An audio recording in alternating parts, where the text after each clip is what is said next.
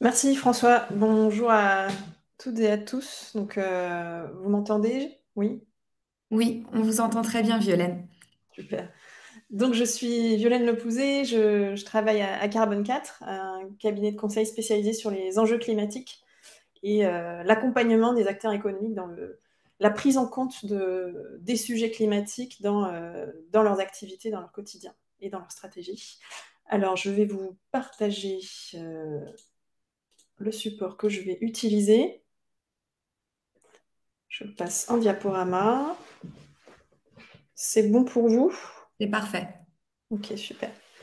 Euh, alors, je voulais revenir à un petit mot d'introduction sur pourquoi ce sujet de l'adaptation est stratégique, mais François l'a déjà fait, mais je vais juste peut-être ajouter quelques compléments, on va dire, ou une autre manière de le dire.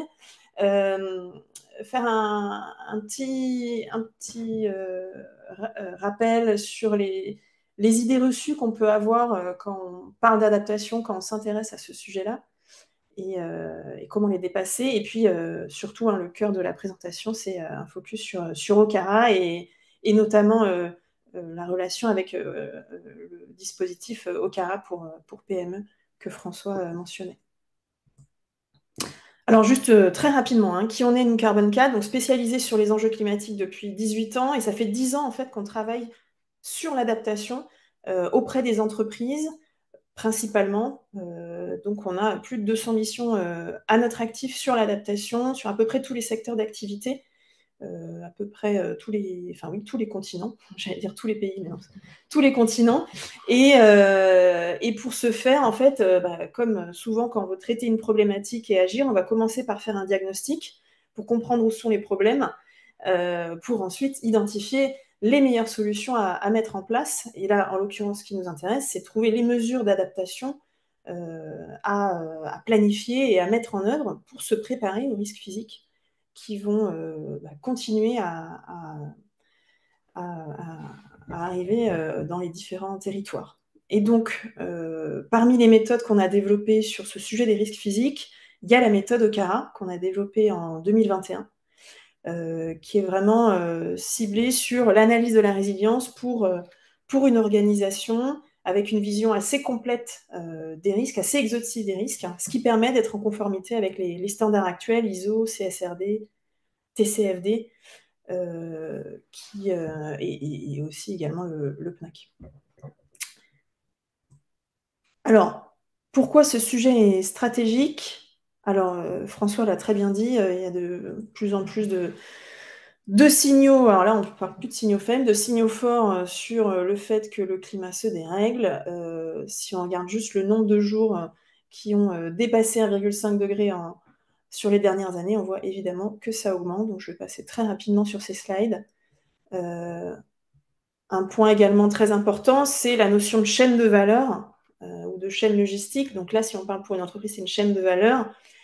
Ces aléas climatiques qui se dérèglent vont avoir un impact direct sur les entreprises, sur leurs opérations, donc sur les sites, les bâtiments, les équipements, les stockages, mais aussi les utilities utilisés par le site, donc l'eau, l'électricité, les réseaux télécoms. On va avoir potentiellement une hausse du coût de ces ressources et parfois même une pénurie ou une rupture d'approvisionnement de certaines de ces ressources. On peut avoir une dégradation des conditions de travail.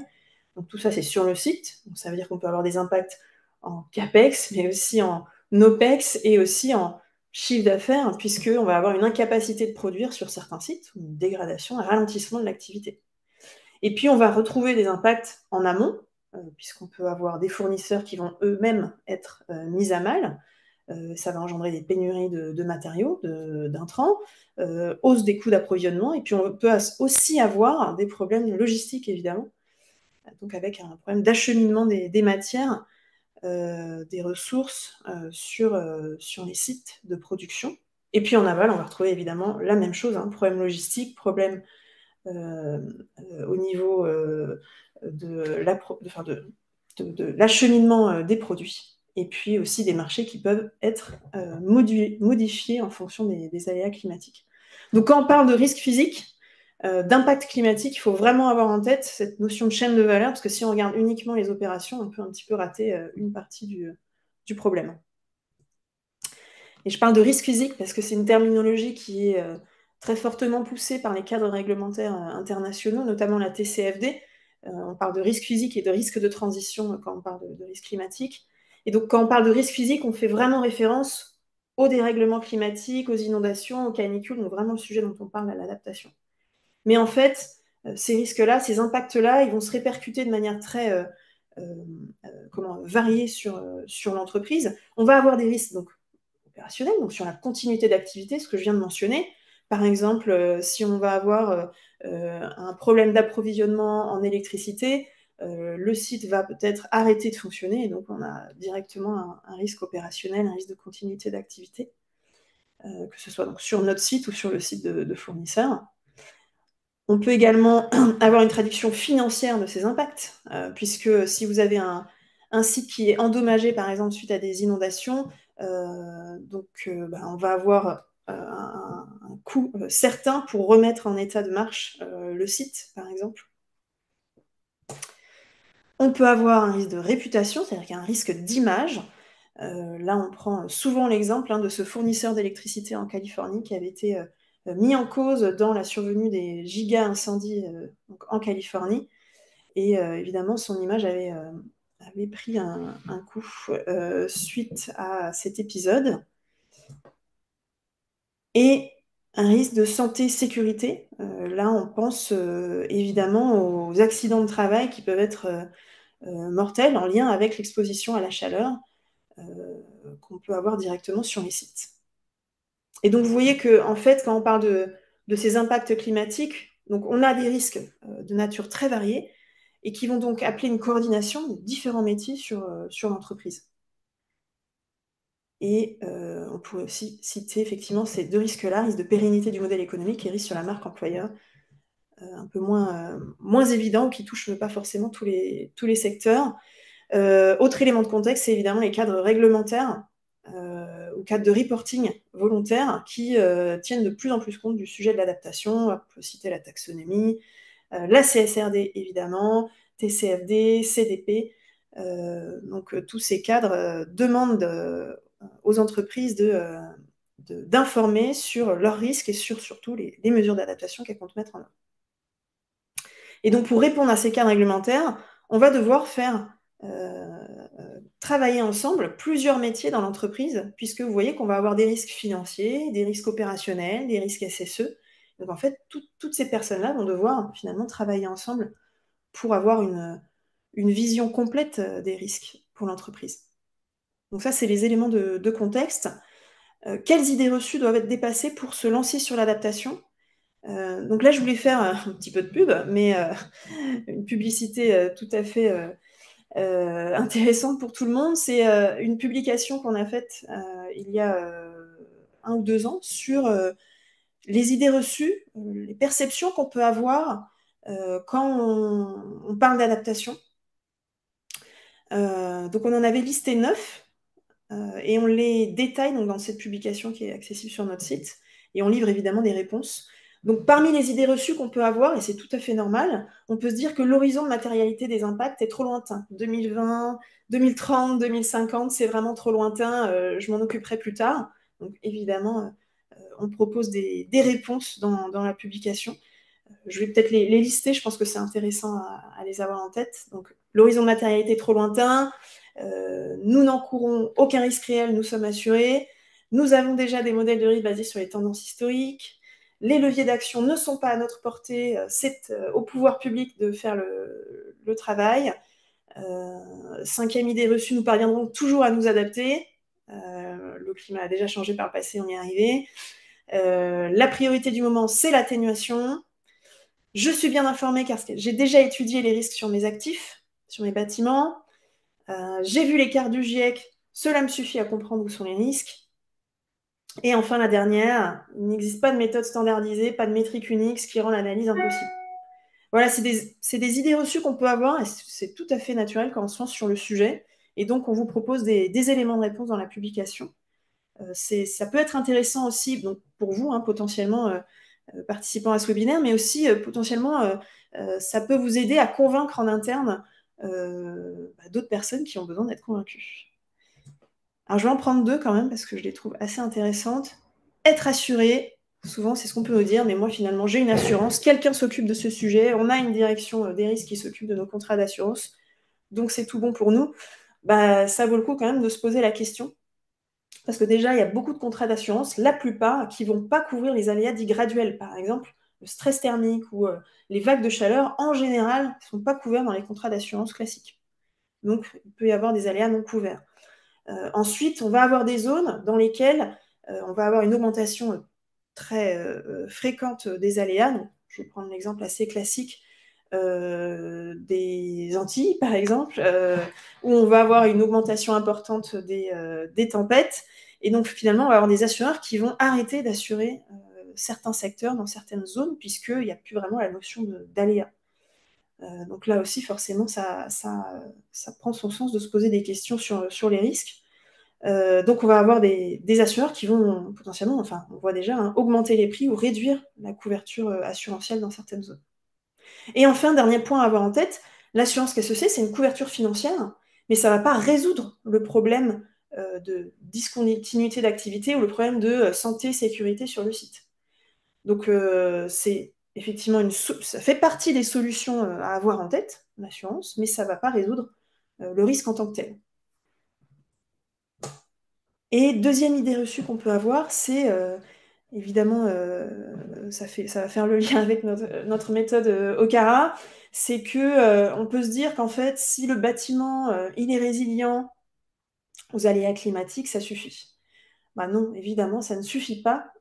Si vous avez un bâtiment résilient, mais que vous n'avez aucun employé qui peut venir sur le site, ou que les conditions de travail en extérieur ne sont pas enfin sont pas compatibles avec la venue des travailleurs, mais en fait, ça ne va pas fonctionner. Donc les bâtiments, c'est une partie des éléments à regarder, mais en fait, il y a beaucoup de choses, beaucoup d'autres éléments à regarder. Donc la voie d'accès au site, les équipements, les conditions de travail, les transports de mes employés, la fourniture en électricité, la fourniture en eau, l'évacuation des déchets, etc., etc. Donc les bâtiments, ça fait partie des choses à regarder, c'est primordial dans beaucoup de cas de figure, mais ce n'est pas suffisant.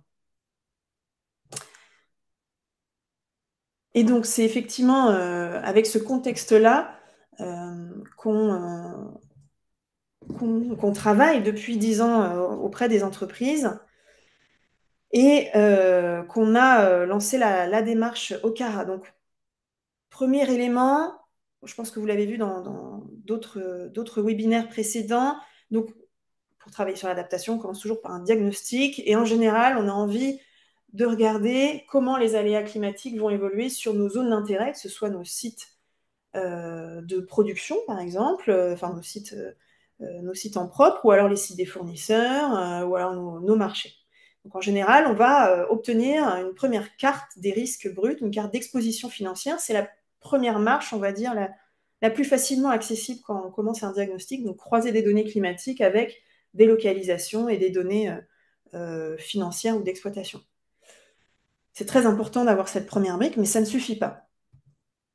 Pourquoi ça ne suffit pas? Je reviens souvent à ce schéma-là méthodologique qui me paraît assez clé pour comprendre OCARA et pour comprendre en fait les diagnostics de risque. Quand on parle de risque, on parle en fait d'un impact qui va être probabilisé. Et comment on va le probabiliser? On va le probabiliser avec les données justement d'évolution du climat, donc les aléas climatiques. Donc je vais regarder comment les aléas climatiques évoluent. C'est la carte par exemple qu'on vient de voir juste avant. Et donc, je vais croiser des données climatiques avec des localisations. Je vais aussi peut-être rajouter d'autres informations sur le contexte environnant. Est-ce que je suis en zone inondable? Est-ce que je suis dans une zone où il y a un îlot de chaleur urbain? Donc, je vais essayer vraiment d'apprécier l'évolution de l'intensité, de la fréquence des aléas climatiques. Donc, inondations, canicules, etc. Et puis, je vais regarder quels sont les impacts. Parce que c'est bien de savoir que les canicules vont augmenter, mais j'ai besoin de savoir comment, moi, mon entreprise, ça peut m'affecter. Donc c'est là où on a cette notion d'impact. Et donc comment on arrive à cette notion d'impact? On va combiner un niveau d'enjeu. Donc finalement, qu'est-ce qui est important pour le site? Est-ce que les conditions de travail en extérieur, c'est important à maintenir pour le site? Oui, non, bah non, j'ai personne qui travaille en extérieur, donc en fait, c'est pas très important. Par contre, j'ai des gens qui travaillent en intérieur, donc ça, c'est important. où je vais avoir des équipements de production qui sont stockés en extérieur, donc c'est important. Ensuite, je vais regarder comment ces éléments-là vont être sensibles aux vagues de chaleur. Bon, bah, mes conditions de travail en intérieur, par exemple, bah oui, ça va être sensible aux vagues de chaleur. Oui, parce que l'humain est très sensible intrinsèquement aux conditions thermiques et notamment aux températures extrêmes. Et puis, je vais regarder les capacités d'adaptation, donc les mesures d'adaptation déjà en place sur le site. Ça, c'est quand même important à prendre en compte.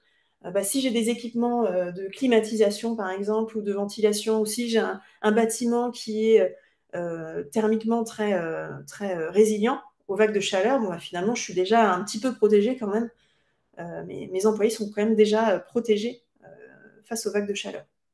Et donc, c'est l'ensemble de ces éléments qui va finalement me permettre de décrire l'impact potentiel sur mon activité en termes de perte de production, ralentissement de l'activité ou problème de santé, sécurité, etc. Donc, on a notre impact, on a notre aléa climatique qui est précisé sur la zone, et donc je vais combiner ces deux informations pour avoir du risque. Et donc, ce qu'on voit avec la carte que je montrais tout à l'heure, où on va avoir l'évolution des aléas climatiques, en fait, j'ai une partie de l'équation, elle est importante, cette partie de l'équation, et c'est presque la plus facile à accéder, entre guillemets, parce que c'est de la donnée. Mais par contre, l'impact, il est primordial pour vraiment comprendre si la vague de chaleur, elle va avoir un impact fort sur mon activité, elle va entraîner des risques. Et pour faire ça, nous, on s'apercevait qu'il manquait une méthode qui permettait d'objectiver ces impacts-là et vraiment une méthode, oui, vraiment pour inventorier les problèmes et les objectiver pour ensuite construire un plan d'adaptation. Et c'est pour ça qu'on a effectivement proposé de développer cette méthode OCARA et que l'ADEME a accepté de supporter. On avait également donc HDI, un assureur, Bureau Veritas et la CCI Grand Est, qui fait lien avec les autres outils Climadiag, qui étaient là aussi pour nous aider à faire le lien avec les outils existants et comment nous faciliter l'accès à des entreprises qui étaient intéressées pour tester la méthode. Donc cette méthode OCARA, elle est publique, comme le disait François. Il y a un guide, un Excel, on va y revenir. L'idée, c'est vraiment d'avoir une méthode qui permet d'aboutir au plan de résilience et d'adaptation et d'expliquer comment on s'y prend pour faire ce diagnostic. On a voulu faire une méthode qui était vraiment tournée vers l'action, donc vraiment tournée vers ce plan d'adaptation et qui était accessible à des non-experts. On voulait justement essayer de construire une méthode qui pouvait être, dont tout le monde pouvait se saisir sans avoir un niveau d'expertise élevé en adaptation. Alors, je vais vous décrire un peu les principaux éléments de cette méthode. Donc, cette méthode, elle est intéressante parce qu'elle permet de couvrir le sujet et de répondre de traiter le sujet à deux niveaux, puisqu'on va avoir des scores de risque, ce qui va nous permettre quand même de faire un reporting consolidé des risques à l'échelle d'un site ou à l'échelle de plusieurs sites. C'est quand même un besoin important aujourd'hui sur ces sujets. Mais en même temps, ça permet de traiter le sujet de manière opérationnelle parce qu'on va vraiment décrire finement les risques et donc on va pouvoir parler au métier sur les sites et construire un plan d'adaptation très, très concret. Donc ça permet vraiment de traiter le sujet sur ces deux niveaux et ça c'est quand même une des forces d'OCARA. Et enfin, vous le voyez, on a cherché à être assez exhaustif. Donc, on va pouvoir couvrir de nombreux aléas climatiques. On va pouvoir couvrir tous les aspects de la chaîne de valeur avec des périmètres d'analyse, vous allez voir. On va traiter le sujet de manière complète puisqu'on va traiter, ce que je vous disais, des aléas climatiques, de l'exposition, de la sensibilité, des capacités d'adaptation, donc vraiment les différentes métriques qui sont nécessaires pour parer du risque. Et puis, on va pouvoir également traiter le sujet avec différentes actions d'adaptation. Alors, dans OCARA, on va proposer de couvrir de nombreux aléas climatiques. En tout cas, cette méthode peut s'appliquer sur de nombreux aléas climatiques. Et donc ça fait le lien avec les demandes de reporting de la CSRD ou de la taxonomie, où on a en gros une trentaine d'aléas climatiques à étudier qui sont classés dans différentes catégories. Ici, on les a un petit peu remaniés à notre sauce, mais tout ça est tout à fait compatible. On va avoir des aléas climatiques liés à la température, Et dedans, on va retrouver des aléas dits graduels, donc une augmentation progressive, par exemple de la température de l'air ou une température de l'eau. Et puis des aléas dits extrêmes, comme les pics de chaleur, les vagues de chaleur. Ensuite, on va avoir des aléas liés à la précipitation. C'est le deuxième gros paquet qu'on voit ici, avec une modification des régimes de précipitation, modification des régimes des cours d'eau avec les débits d'étiage ou les débits de crues qui peuvent être affectés. On va avoir des modifications sur les fortes pluies aussi et tous les types d'inondations qui peuvent être assez corrélés à l'évolution des précipitations. On va parler d'incendie, on va parler de retrait-gonflement des argiles, de glissement de terrain. On peut parler de vent aussi, de tous les aléas liés au littoral, et puis d'autres aléas plus exotiques, où on va parler d'humidité et d'ensoleillement. Donc en général, tout le monde n'est pas concerné par ces aléas-là. Par contre, température, précipitation et littoral peuvent finalement concerner pas mal d'acteurs. Et donc, je vous le disais, on a les aléas climatiques, on a un gros paquet d'aléas climatiques à étudier, une grosse palette d'aléas climatiques, et puis on va regarder dans l'entreprise tout ce qui peut être affecté. Et donc, dans Okara, on propose une nomenclature des processus qui peuvent être affectés dans l'entreprise. On les a classés en 3 scopes. Là, vous avez une vision synthétique, schématique de ces processus-là. Donc, le scope A, ça va être tout ce qui est sur le site.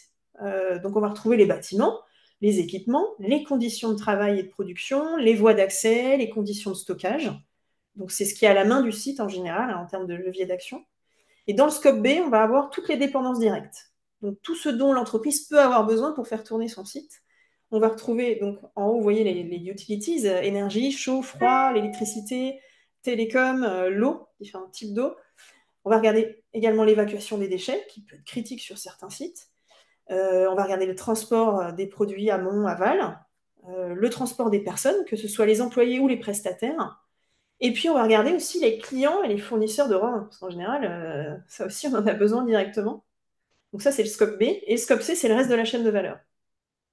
Donc, en général, quand on commence un diagnostic, on va commencer par le scope A et le scope B, en intégrant ou pas les fournisseurs et clients de rang 1. Ça dépend un petit peu de la manière dont on aborde le sujet. Alors, Okara, on l'a construit pour être une méthode utilisée par tout type d'entreprise, quel que soit son secteur, quelle que soit sa taille, quelle que soit sa géographie. Donc, cette nomenclature, elle est universelle. Et la première étape, évidemment, c'est de faire du tri pour comprendre qu'est-ce qui est vraiment intéressant pour l'entreprise qui souhaite se lancer dans l'approche. Par exemple, dans certains cas, les conditions de stockage sont finalement pas critiques, ou alors dans certains cas, les conditions de travail en extérieur ne sont pas critiques, et donc finalement, on va pas les étudier.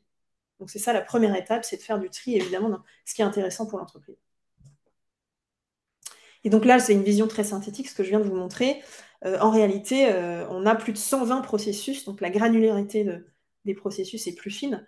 Par exemple, si je reprends l'exemple du maintien des conditions de stockage des matières premières, produits et déchets, on va distinguer les différents types de produits et déchets qui sont stockés. Puisqu'après, on va retrouver des vulnérabilités très différentes en fonction des produits stockés. Et donc, je vous disais ce qu'apporte Okara aussi, donc liste d'aléas, nomenclature, et puis c'est des métriques et un processus calculatoire pour parvenir au diagnostic de risque. Et donc là, je reprends finalement les concepts que vous avez vus juste avant. On va avoir le niveau d'enjeu de chaque processus.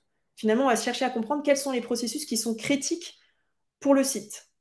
Donc sur les 120 processus, on fait du tri. Donc là aussi, il y a des métriques avec 5 niveaux à chaque fois pour retenir les processus les plus importants pour les sites. Donc comme pour un plan de continuité d'activité, on cherche à se concentrer sur ce qui est important.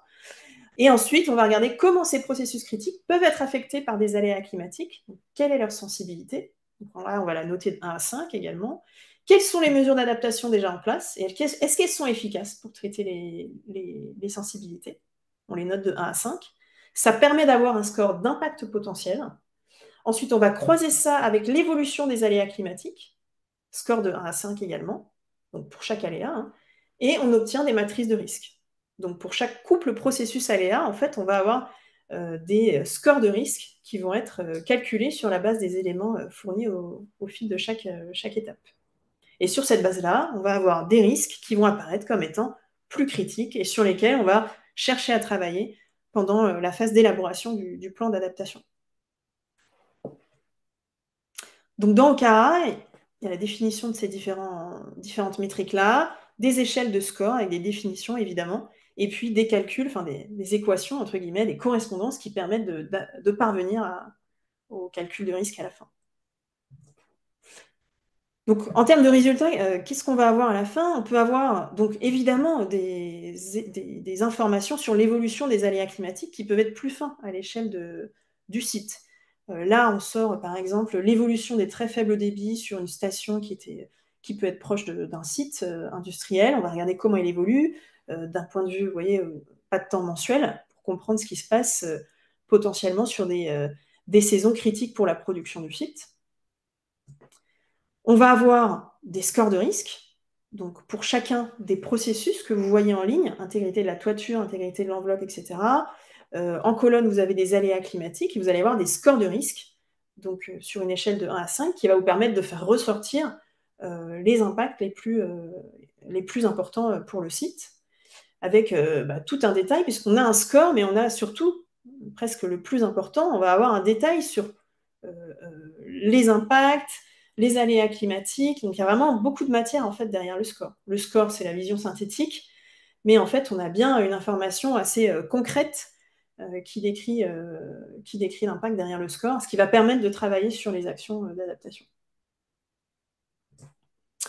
Et donc effectivement, après, on va avoir pour chaque thématique, par exemple ici, une manière de restituer, c'était sur les infrastructures, les équipements. On va regarder les mesures d'adaptation existantes, les risques évidemment qui demeurent, et les idées d'adaptation futures à mettre en œuvre et à prioriser et séquencer dans le temps. Donc voilà, ces actions, elles peuvent être de nature très variée, financière, technique, organisationnelle, avec des horizons de matérialité et de mise en place qui sont à préciser avec le site pour comprendre si l'action doit être mise en œuvre dès aujourd'hui, dès cette année ou bien dans 5 ans vis-à-vis de la faisabilité de l'action et puis du risque qu'elle vise à réduire. Et évidemment, hein, ça c'est important, c'est essayer de comprendre la faisabilité de l'action et le coût de l'action pour ensuite arriver à un chiffrage du plan d'action dans son ensemble. Voilà pour la vision panoramique, on va dire, de la méthode OKara.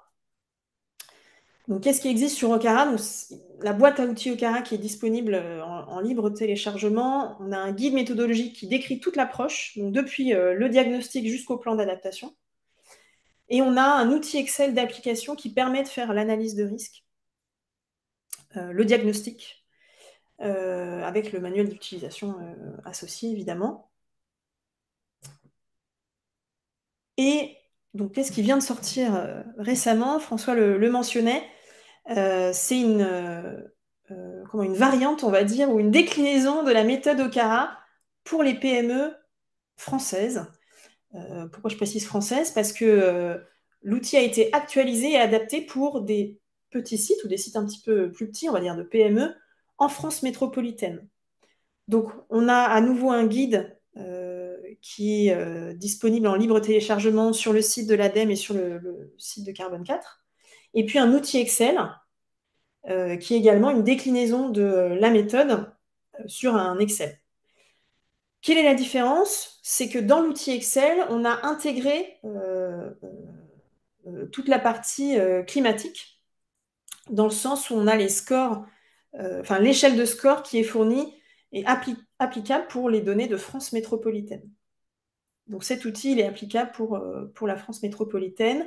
Et on a simplifié un peu la nomenclature des processus pour avoir un nombre de processus un peu moins important et donc pour pouvoir appliquer la méthode OKara plus rapidement pour les PME. Donc si je reprends dans l'ordre, la méthode OKara pour PME, c'est la même méthode que OKara, sauf qu'on a simplifié le nombre de processus et qu'on a chercher à traduire les données climatiques pour la France métropolitaine. Et donc, cette méthode, donc, elle est à nouveau hein, disponible gratuitement en ligne sur Internet, sur les deux sites, donc ADEME et Carbone 4. Ce qu'on a aussi, c'est évidemment tout un programme de formation autour d'Okara, donc à Carbone 4 sur la méthode Okara classique et Okara pour PME.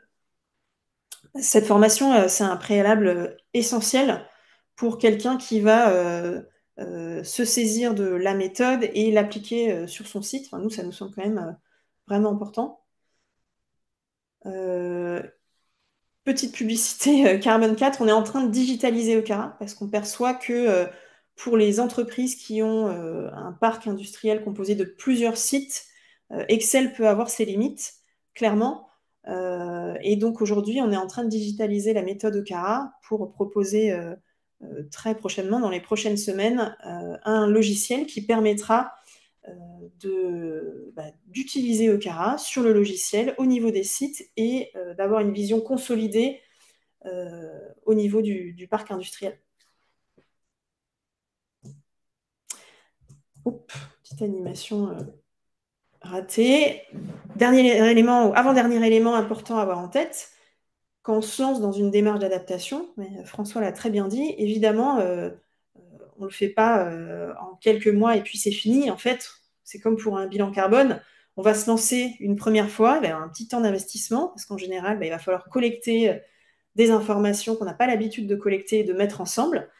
On va devoir faire parler des métiers autour de cette thématique-là. Donc, je disais, on va parler avec les responsables HSE, les responsables achats, responsables maintenance, responsables des risques, responsables du site en question.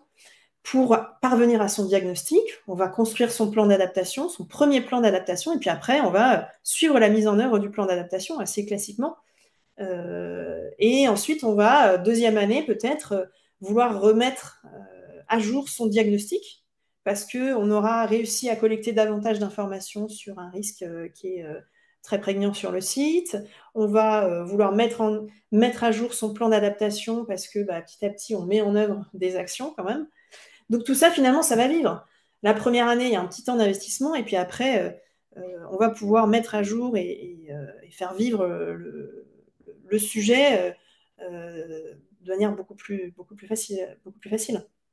Donc ça, c'est important à avoir en tête. C'est une démarche qui petit à petit va être intégrée, doit être intégrée en fait dans la vie de l'entreprise. Dernière planche sur cette méthode Okara. Quels sont les grands facteurs clés de succès d'une démarche Okara? Que ce soit une démarche Okara ou Okara pour PME, hein, ça reste quand même le même principe. Il y a un sujet de gouvernance et de sanctuarisation, j'ai envie de dire, du temps dédié au sujet. Vous pouvez me dire c'est assez classique, mais oui, c'est classique. Et en fait, on le sait bien, si personne n'a de temps pour travailler sur l'adaptation, ça ne va pas fonctionner. Hein.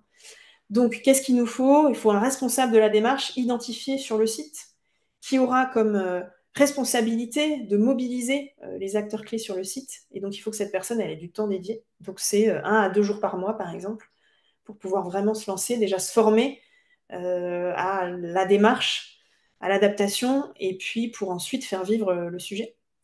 Il faut également que certaines personnes sur le site, certains acteurs assez clés, soient disponibles et motivés pour participer à la démarche, parce que c'est une démarche donc un peu collaborative quand même. Hein. Donc il faut que certains acteurs soient disponibles. Et idéalement, il faut évidemment que le comité de direction ou le responsable du site soit sensibilisé à cette démarche pour qu'ensuite le plan d'adaptation soit réellement mis en œuvre et mis en route sur le site.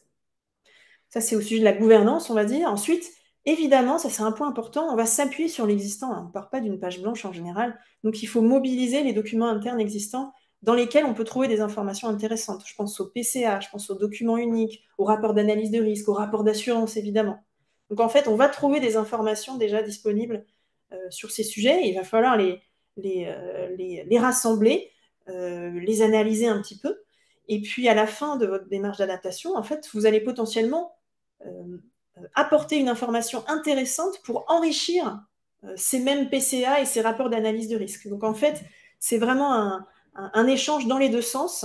Vous allez regarder ce qu'il y a, par exemple, dans les PCA pour construire votre plan d'adaptation. Et votre plan d'adaptation va aussi permettre de mettre à jour vos PCA et de les enrichir, on va dire. Et puis, donc, il faut mobiliser, je disais, différents métiers pour intégrer leurs spécificités et les retours d'expérience qu'ils peuvent avoir sur le sujet. Et puis, alors, la dernière brique, là, c'est vraiment plus technique. Voilà, il faut effectivement utiliser les scénarios de réchauffement, notamment le 8.5 et ou la track, hein, en fonction de, on va dire, le contexte dans lequel on mène l'exercice. Euh, il faut évaluer les capacités d'adaptation selon différents critères. Il y a l'efficacité, il y a le coût, il y a la faisabilité, ce qui est assez classique, mais on va aussi regarder d'autres éléments comme la flexibilité, la robustesse, les co-bénéfices de l'action vis-à-vis de l'atténuation ou de la biodiversité, par exemple, pour vraiment pas faire des choses qui sont contradictoires avec d'autres objectifs primordiaux. Et puis, on va regarder la cohérence des solutions vis-à-vis des horizons temporels considérés, parce que là, une des subtilités ou des spécificités cette réflexion, de ce plan de gestion de risque, c'est qu'on travaille à des horizons qui sont un petit peu plus lointains que d'habitude. Donc, on va raisonner 2030, 2050. Donc, il faut vraiment réfléchir aux actions qui sont les plus pertinentes vis-à-vis de ces horizons-là et vis-à-vis des risques qu'on a identifiés. Donc ça, c'est un élément assez différenciant par rapport on va dire au référentiel de gestion de risque plus classique.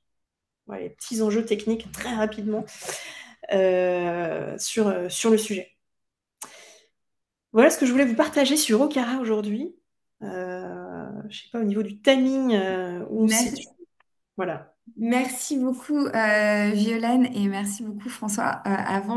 C'est parfait. Le timing est parfait. Alors, on a quelques petites questions. Je vais essayer de les grouper en parlant d'abord des questions plus pratico-pratiques. Donc, l'accès à la méthodologie OCARA ou la méthodologie OCARA PME est libre de droit. Vous pouvez télécharger, comme l'a présenté Violaine, la méthode, les outils mis à disposition, le fichier Excel et une explication de la méthodologie. Donc pour Okara, c'est sur le site de Carbone 4. Pour Okara PME, qui est la version simplifiée, c'est sur le site de l'ADEME. On a mis les liens dans le chat. Une question, et là, j'ai pas la réponse de façon plus précise. Est-ce que dans le fichier Excel, il y a une présente, est-ce qu'il y a un fichier pré-rempli avec l'exemple de ce que donnerait le fichier une fois qu'il serait rempli par une PME? Est-ce qu'il y a, voilà, est-ce qu'il y a Oui. un exemple type? C'est une bonne question. Alors, dans le guide Okara pour PME, il y a une étude de cas et on voit justement des captures d'écran en fait, de l'Excel renseigné. Donc, ça, on peut le suivre dans le guide. Par contre, l'Excel en tant que tel, non, il n'est pas pré-rempli pour une étude de cas. Mais c'est un bon point, ce serait une bonne idée. Ouais. Parfait. Il y avait aussi une question concernant l'actualisation de la méthode. Donc, Okara PME, elle est présentée pour la France métropolitaine. On sait que dans cette année ou l'année prochaine, Météo France va présenter un focus sur les Outre-mer et donc avec les données climatiques pour les Outre-mer. Est-ce que la méthode sera actualisée? C'est peut-être aussi une question pour François. C'est plus pour François, ça, je pense. L'objectif de la méthode, et notamment pour Okara PME, c'est de se baser sur les premiers retours et d'être dans une démarche d'amélioration continue de l'outil. Et donc, ça implique aussi le fait d'intégrer les nouvelles données, les nouveaux jeux qui pourraient être disponibles sur Drias. Merci. Alors ensuite, on avait des questions qui concernaient plus le périmètre de l'étude. Comment la biodiversité est-elle prise en compte? que ça soit en amont, est-ce que ça fait partie des critères que l'on prend en compte quand on fait l'analyse de vulnérabilité? Après, sur la partie solution, évidemment, comme le notait François, les solutions fondées sur la nature sont des solutions d'adaptation préconisées et sont proposées. Mais est-ce qu'on fait une analyse dans la partie vulnérabilité? Est-ce qu'on intègre la biodiversité? Alors, oui, donc vous l'avez bien dit, Hélène, dans la partie plan d'action, on va regarder si les actions peuvent avoir des co-bénéfices sur la biodiversité notamment. Donc, c'est une manière de le prendre en compte à minima. Et on va chercher effectivement, hein, ça fait partie des recommandations qu'on pousse. Maintenant, je pense que tout le monde le fait, hein, les solutions fondées sur la nature. Donc ça, oui, à la fin. Comme pour le carbone d'ailleurs, hein, on va regarder s'il y a des co-bénéfices ou en tout cas si c'est pas en contradiction à minima avec des objectifs de réduction des émissions de gaz à effet de serre. Et par contre, en amont, donc dans la phase de diagnostic, parmi les aléas climatiques qu'on va regarder, vous savez, il y a des aléas dits primaires purement climatiques, et il y a des aléas dits secondaires où on va combiner ça avec d'autres informations. Et donc, nous, on avait proposé de regarder l'évolution effectivement de la faune et de la flore, concrètement. Mais ça reste un peu vague quand on dit ça. En fait, il faudrait faire une analyse beaucoup plus fine sur tous les risques de changement de la biodiversité, enfin de la répartition des espèces en amont. Donc, en fait, le cadre CARA, le cadre méthodologique pourrait s'appliquer, en fait, hein, ce que je dis souvent, à n'importe quelle thématique. Là, on a choisi de regarder des aléas climatiques, parce que c'est notre sujet, mais on pourrait regarder des aléas, entre guillemets, de biodiversité ou des aléas de transition. Donc, par exemple, la survenue d'une taxe carbone, et puis on appliquerait en fait le même cadre méthodologique au CARA pour parvenir à un diagnostic de résilience vis-à-vis de ces aléas-là. Donc ça, nous, on le teste, nous, en interne, hein, chez Carbone 4. On essaie de voir justement, enfin, d'ailleurs, ça marche bien, hein, sur la transition, donc d'utiliser la même cadre méthodologique pour les aléas de transition. Et donc biodiversité, je trouve que ça se ferait. Non, c'est intéressant effectivement d'utiliser la méthode et de voir comment on peut l'appliquer à d'autres thématiques. Alors justement sur le périmètre, c'est vrai que quand on présente la méthode, on pense souvent à un cadre industriel. Est-ce que ça s'applique facilement à d'autres secteurs, spécifiquement donc, dans le chat, les questions qui nous sont posées, c'est sur les institutions financières et sur le secteur agricole. Alors, la méthode, elle s'applique vraiment à n'importe quel type, alors j'ai envie de dire, d'organisation. Que ce soit public ou privé, même une collectivité, en fait, pourrait se questionner sur la résilience des services qu'elle rend dans le cadre de son champ de compétences. Par exemple, une collectivité voudrait se questionner sur sa capacité à continuer à faire tourner la cantine scolaire de son établissement sur la commune, etc. Elle pourrait se questionner là-dessus, elle pourrait utiliser Okara pour questionner la résilience de ses services.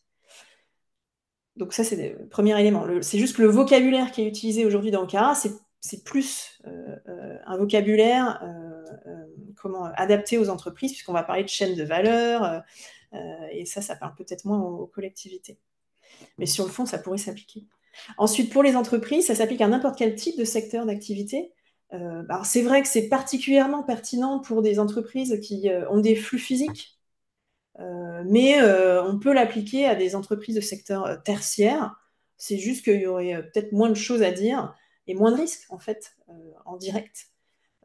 Et donc, pour une institution financière, par exemple, les risques, ils sont quand même principalement sur le portefeuille d'actifs. Et donc, là, ça mérite une approche un petit peu différente que nous, on propose à Carbone 4.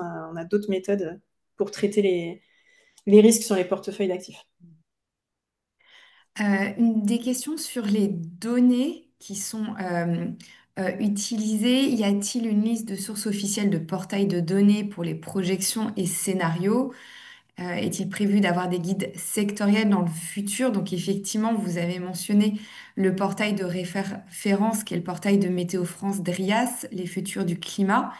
qui permet notamment, puisqu'il a été actualisé avec les données et les scénarios de la track, donc qui sont celles qui sont recommandées dans le cadre de la sortie du PNAC 3, ce qui n'empêche pas effectivement de faire des scénarios avec, sur des trajectoires encore plus conservatrices. Si on le souhaite, est-ce que, et je pose aussi la question à François, parce qu'on connaît un certain nombre de portails qui peuvent être utilisés. Est-ce qu'il y a un endroit où on a répertorié ces portails spécifiques de données pour être utilisés dans le cadre de cette méthode? Alors, peut-être François, je peux répondre juste pour le Okara pour PME, où justement on a cherché à construire une méthode plus clé en main que la première version d'Okara. Et ça, on a pu le faire parce qu'on se focalisait sur la France métropolitaine, où les données sont effectivement, pour la plupart, consolidées sur le portail DRIAS. Donc, on a pu y faire référence. Et donc, dans la méthode Okara pour PME, dans l'Excel notamment, vous avez pour chaque aléa climatique une recommandation d'indicateur climatique à utiliser et un guide pour aller chercher cette donnée climatique sur le portail DRIAS. Alors, il n'y a pas que le portail DRIAS, il y en a d'autres, mais voilà, elles sont vraiment toutes listées. Et c'est pour ça qu'on dit que l'outil Okara pour PME, il est destiné aux entreprises de France métropolitaine parce que ce travail d'identification des indicateurs, il a été vraiment fait sur ce périmètre-là. Parfait. J'allais évoquer le portail DRIAS aussi. Et ce que j'ai pas évoqué, c'est le centre de ressources sur l'adaptation au changement climatique. Que vous soyez entreprise ou collectivité, n'hésitez pas à aller dessus. Et il me semble qu'il fait un focus aussi sur les données. Je mets ça dans le chat. Mm. Parfait. On arrive. Ah, on l'a mis en même temps, François. Euh, on arrive à la fin de notre séquence.